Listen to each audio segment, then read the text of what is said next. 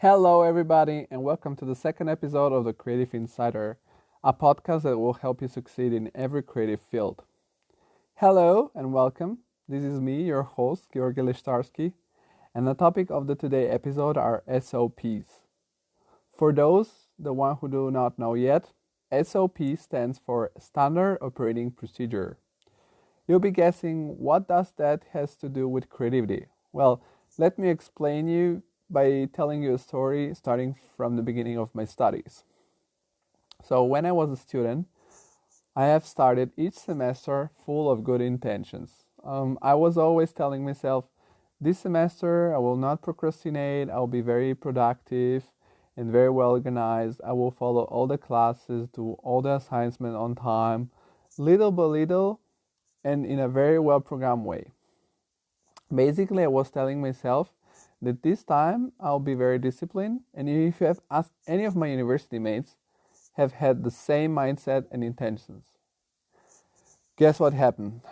The good intentions were kept for maybe a week before the monkey mind took over. And to discover more about the monkey mind, check the Tim Urban's TED Talk on YouTube or on TED Talk. He explains you have this monkey that gets over your brain, and well, whatever he explains well better. So check the TED Talk of Tim Urban. So basically, every semester it started with these very tiny moments of procrastination. For example, instead of doing my tasks, I would go out for a coffee with friends, telling myself, it's just 5 minutes, whatever, it's not a big deal. And by the way, in Italy, this might mean up to 5 espressos a day with your friends, because there you always drink coffee. It's almost a religion.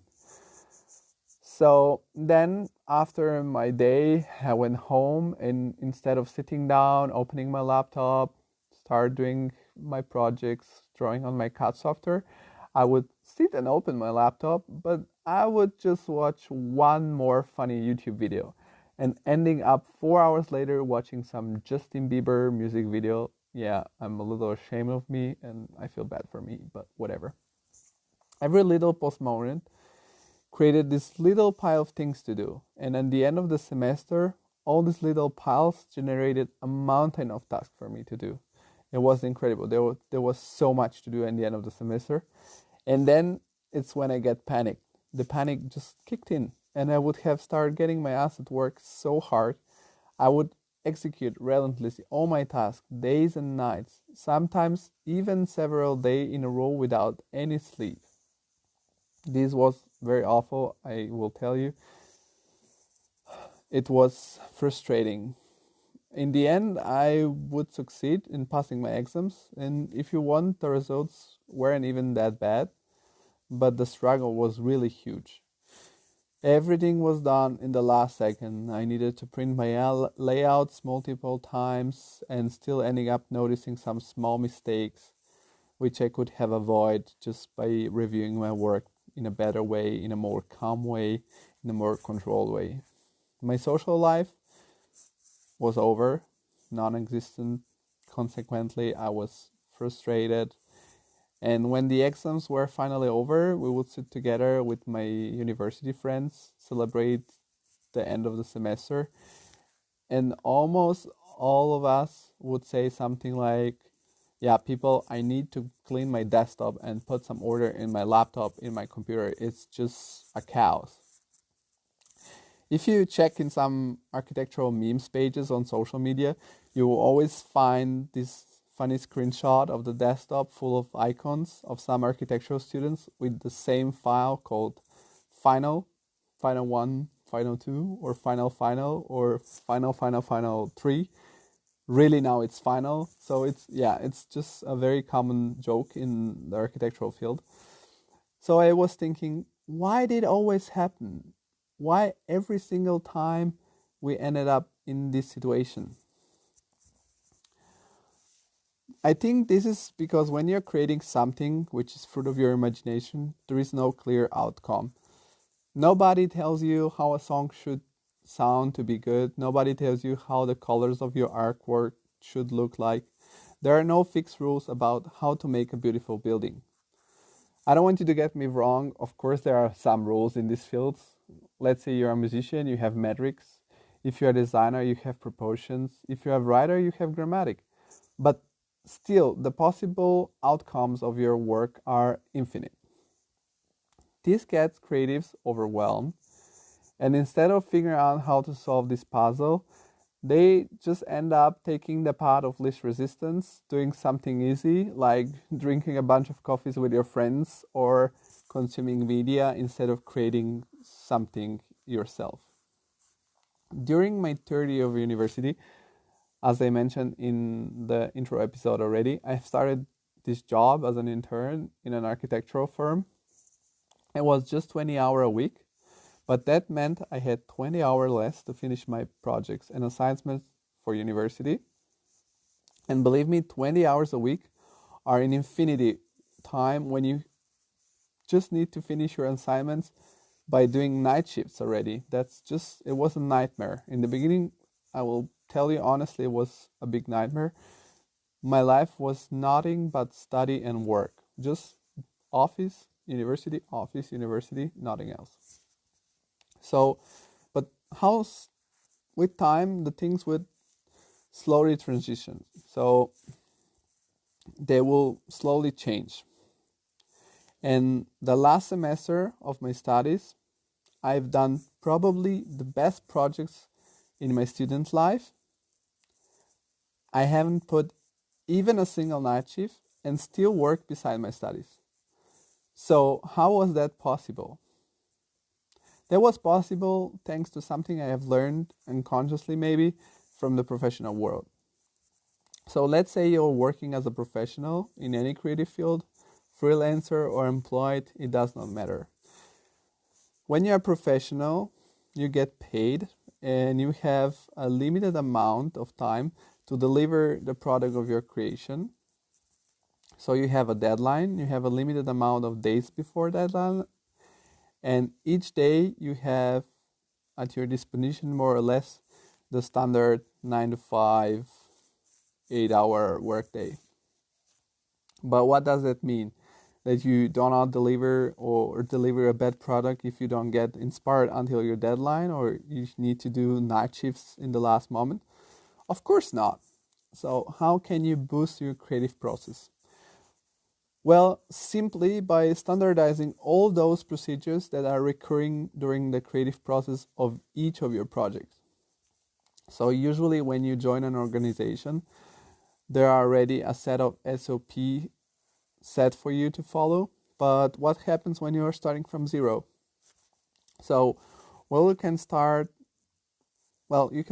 by the simplest thing that is repetitive in your creative process. And you will implement all the rest starting from there and tweaking the S.O.P project after project. So let me explain how that looks like. Let's say you do something that has to do with the digital world, like a digital creative product. Let's say, as in my case, I was doing architecture, so it meant I will basically design buildings. So you can start, for example, by creating a template structure for your project folders so that the same elements from the different project will always be in the same place. For example, you create a project folder, and in this project folder you have a subfolder which is the assignment. Then you have a project folder which are your text. You have a project folder which are the editable files. And then you have from the editable files you have your presentation, and then in the end you have like published presentation or something similar. Then let's say when you create something, you use basically the same softwares and you do something repetitive, which is always very similar to the project before. So if you are building a house, every single house has windows, doors, walls, those elements, rooftop. So you create a template for the software you're using, which will have already this preset of layers which you can use, and you'll be sure they will work because you have already used them in the past and you have tweaked them, so that when you print something, for example, everything looks well and you have already set it up. You can create also an email system. If you're like a professional, you'll be sending a lot of emails, so you can find some management of your emails. So this is also important. Basically, you can apply S.O.Ps for anything and for everything. And I would start, as I said, small by the simplest thing and just figuring out every project while doing. I will ask myself, okay, this time I needed this. Maybe I'll need it again. How can I implement my S.O.Ps to add one more procedure? And every time, for example, a mistake occurs, you go back and see, okay, what led to this mistake in my process, and you will go back and correct your process. So by creating and improving your S.O.Ps, you have a tremendous amount of benefits. Not only by repeating them, you have saved a huge amount of time, which you can spend actually drinking coffee with your friends or just doing whatever you love aside of your creative process. But you will also saving your mind decision making stamina, which it's a limited amount in your head. So instead of use it to think about how to set up your work, you can use that stamina for actually create your art. So another huge benefit I figured out later on is that creating a system will allow you to archive your work in a much better way. So every time you need to access an old project, it will be much easier because everything is structured, and you can create a portfolio if you want, or just show the projects to a possible client. So the benefits are very big.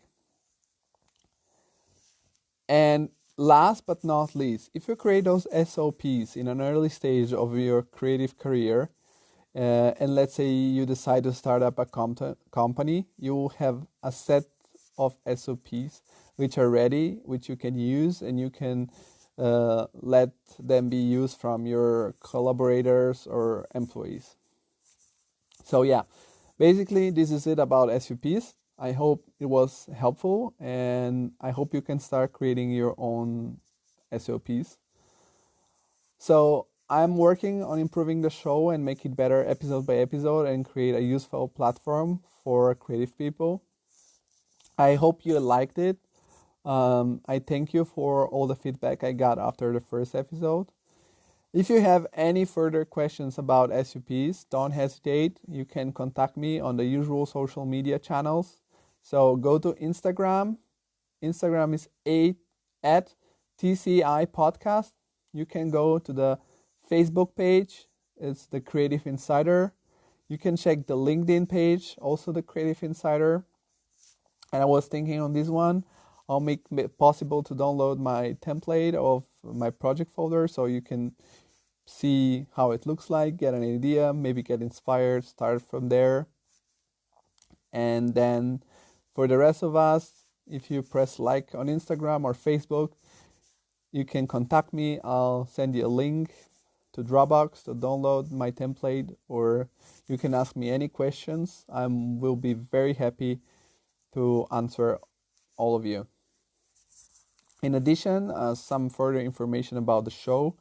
I know that for now it's a little struggle to listening to the show as it is only on Podbean.